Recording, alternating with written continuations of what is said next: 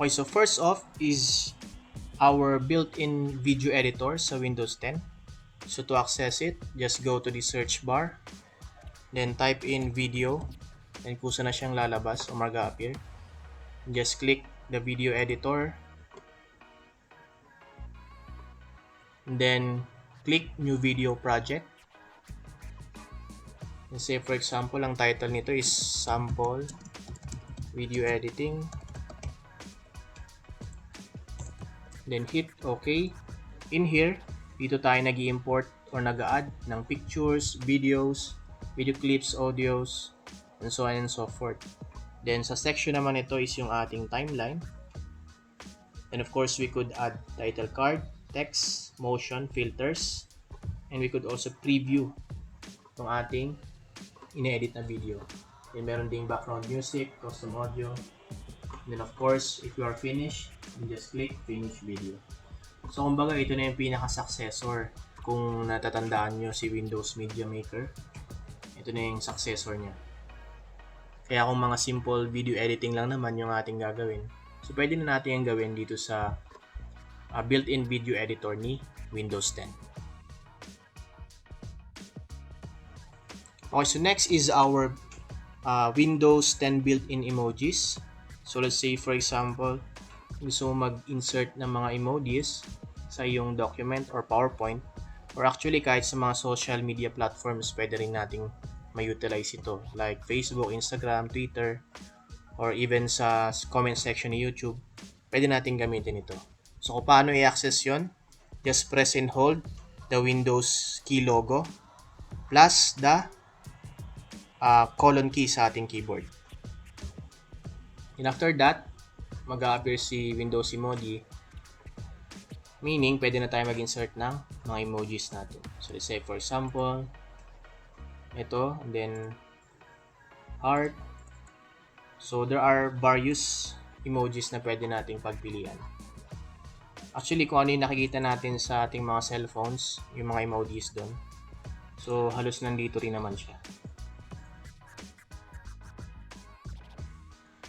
So meaning, lahat yung history or the list of copied text, even the pictures is mara-record dito. So let's say for example, gusto mo siyang i-paste sa document mo, press and hold the Windows key logo plus V. Kunyari itong picture, gusto mong i-paste dyan. So click mo lang yan, and automatically mag-paste na siya. Kailangan mo lang mag-screenshot quickly, pwede mo nang gamitin yung snip and sketch tool mo. Hit the window logo key plus shift plus S. Then snip lang natin yung kailangan natin. Then mabuto siya sa ating clipboard. And pwede mo na siyang i-save.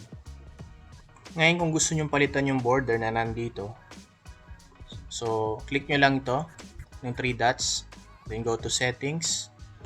Then as you can see yung sa akin kasi blue, pero pwede nyo namang palitan yan ng kung anong color na gusto nyo. Or actually pwede ring off nyo na yan para walang border sa mga gilid. So kayo nang bahala kung anong mas preferred nyo. So kung kayo yung fan ng dark mode features, so actually meron din siya sa Windows 10. To access it, let's go to the search bar and type in dark mode. May lalabas color settings, so just click it. Then mapupunta kayo sa pane na to or sa section ni colors. Then as you can see, yung sa akin kasi naka-dark na, pero default is light. So kung naka-light pa yun sa inyo, pwede nyo yung palitan ng dark para maging katulad nitong display ko.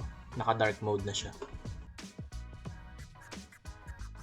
So ito ay useful sa mga wala pang application na Microsoft Office. Say for example, bago yung laptop or desktop, pwede naman natin gamitin muna yung WordPad ni Windows 10. So to access it, just go to the search bar, then type in WordPad, then mag-a-appear siya dyan, and just click it.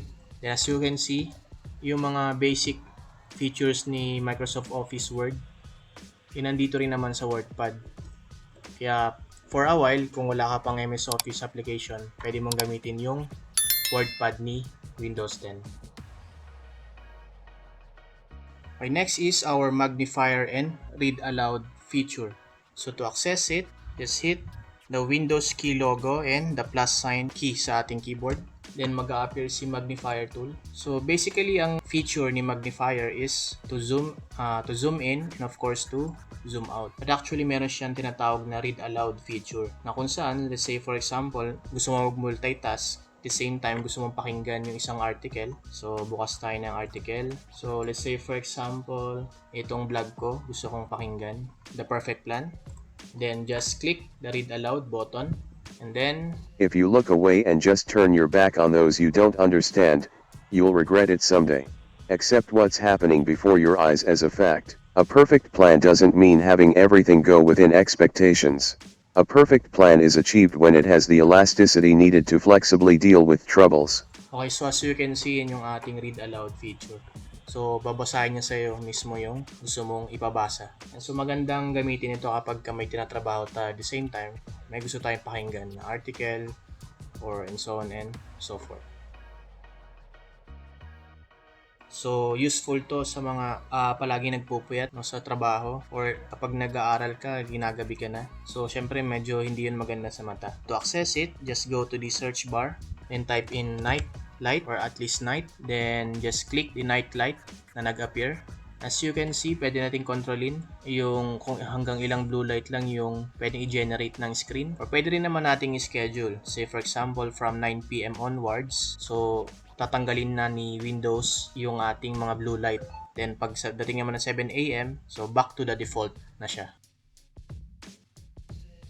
Say for example, napakalayo nyo sa isa't isa. So what you can use is the quick assist feature ni Windows 10. So paano gamitin yon? Go to the search bar, type in quick, then lalabas na yung quick assist. So just click it, then ganito yung lalabas.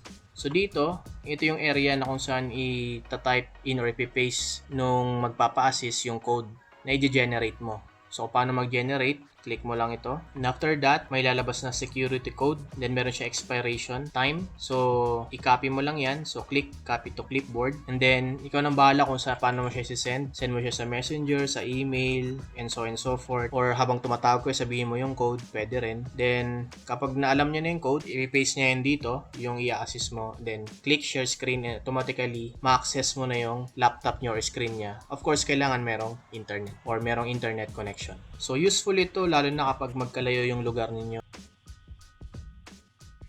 Okay, next is the shake and snap feature ni Windows 10.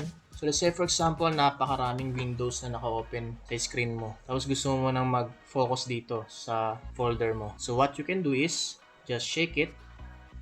Then as you can see, nawala na yung mga window na nasa paligid mo. Pwede ka na mag-focus sa currently na naka-open. Kung gusto mo siya ibalik, shake mo lang ulit, then instantly babalik na yung mga naka-open na other windows. And then yung snap feature naman, so let's say for example to window na to, so ko lang siya quickly arrange sa aking screen.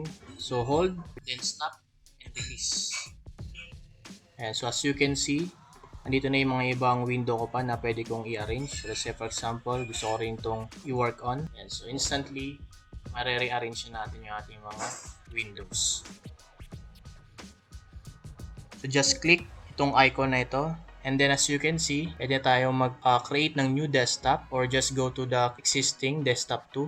So ang advantage nito is kung gusto mo i-separate yung work desktop mo sa browsing desktop. So dito sa desktop 2, puro browsing ka lang. Tapos diyan mo pinapatugtog yung music mo or YouTube and so forth. Then gusto mo bumalik sa work area mo, then just choose the desktop 1. That's a wise way to separate the work area sa fun area. Say for example. And actually, pwede mo ring i-navigate dito yung mga previous open files mo. Say for example, gusto mo palang i-open to kunwari. Click mo lang yan, then mag-o-open na siya. Pwede rin siyang navigation area.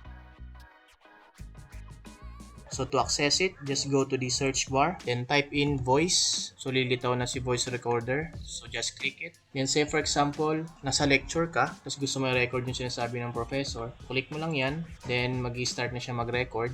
Then kapag mayroon kang gustong emphasize or i-highlight sa part ng discussion, lagyan mo lang ng flag. So useful ito sa mga lectures and so on and so forth. And pwede mo siyang i-share.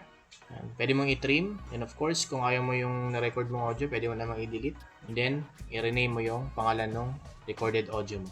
To access your voice recorded audio, so just go to the File Explorer and then go to Documents and then Sound Recording. So dito siya nasa-save yung ating mga recorded audio using the voice recorder feature ni Windows 10. Okay, so those are the Windows 10 features that you must know ASAP.